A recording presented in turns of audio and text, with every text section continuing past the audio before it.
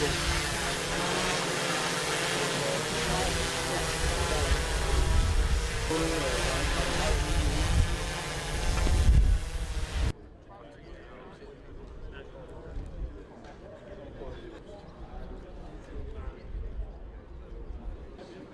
at some point they started to think about using it.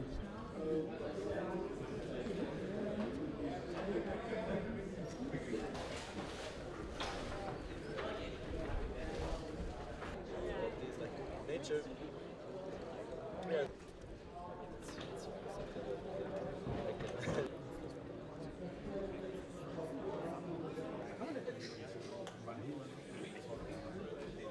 Could help reduce the false alarm.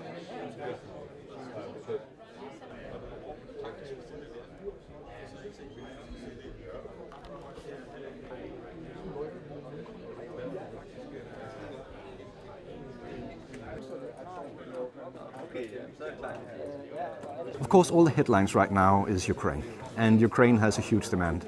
And a lot of planes are being used down there and being destroyed down there, so they need a constant resupply, there's no doubt about it.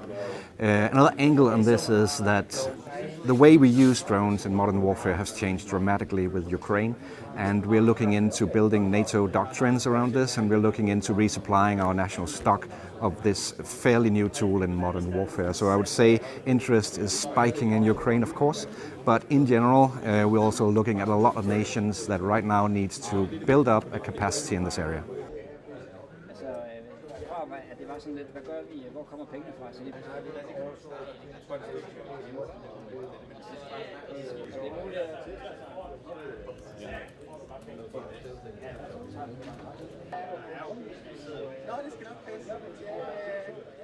Very early in the war, we saw an enormous innovation in how unmanned systems are used in Ukraine. And that is, of course, a result of technology enabling this cheaply and efficiently, and we're able to produce in volume. And that completely took the world by surprise. I think that all of a sudden this was a tool that would change the path of this war.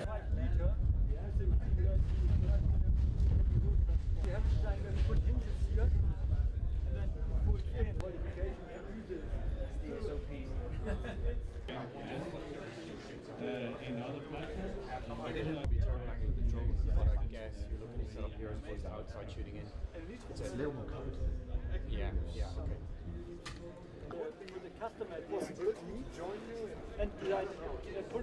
They put this one in the books and I will make a calendar request sometimes. So there's a lot of drones that people have developed, and most of them battery electric based. And while they can do a number of jobs like filming, they really don't offer an alternative to helicopters. What we've done at Flowcopter is to develop a new type of drone which really fills the gap between today's electric drones and helicopters. So we're looking at a sort of payload between 1 and 300 kilograms.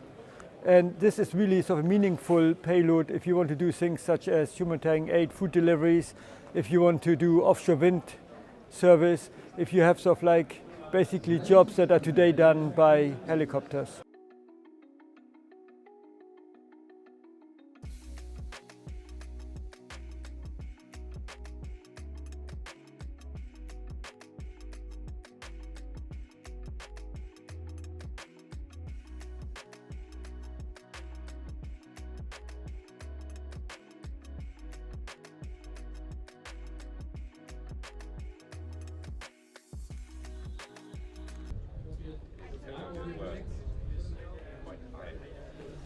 Can I get your card?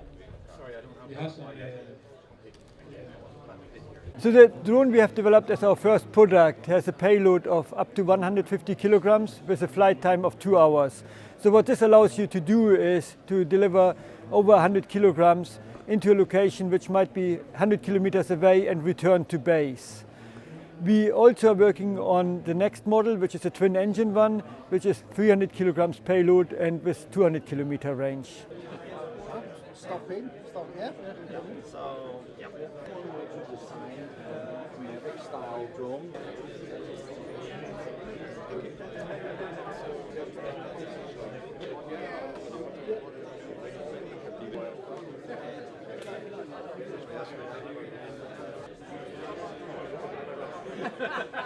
Why don't you read it?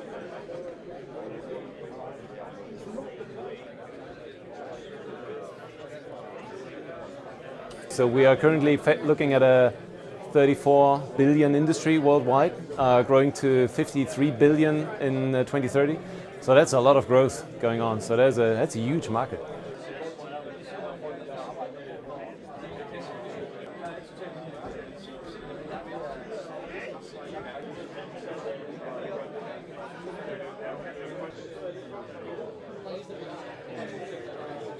It's a highly regulated market, so there are a lot of rules that you have to comply with. Everything that is really interesting to most people in the market is still prohibited. Flying very long ranges, flying in high-risk areas.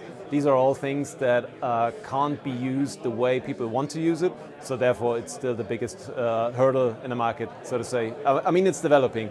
We're getting somewhere. We're getting there slowly, but we're getting somewhere. Trying to avoid some of the cultural barriers and challenges kind of organized. So I think on the cable right now. It's supposed to take measurements on the ground, in the middle, looking at it from